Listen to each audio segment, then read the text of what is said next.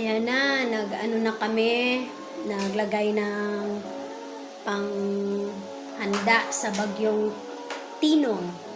Kasi baka next year ko papapalitan yung glass, yung madaming lines para mas matibay.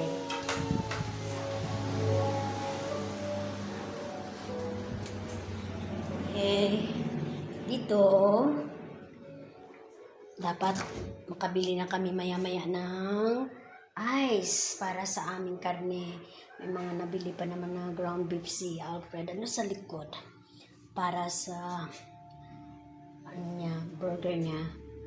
Pabili kami ng ice, ilagay sa thermal chest. Ito na yung may eggs pa dito. Favorite kasi ni Al. Yan. Dito pa yan. Mag-iimbak. Konti na lang. Okay, ito. Fresh milk pa.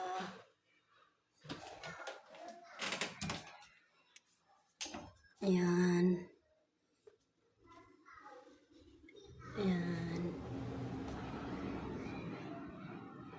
Sari-sari nga ito eh. May mga century pa dyan. Ayan. Tapos, ito. Meatloaf.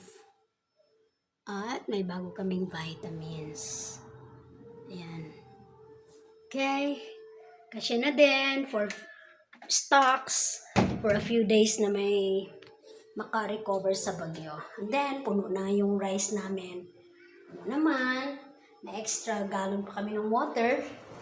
And then, that one. Okay. Ingat pong lahat.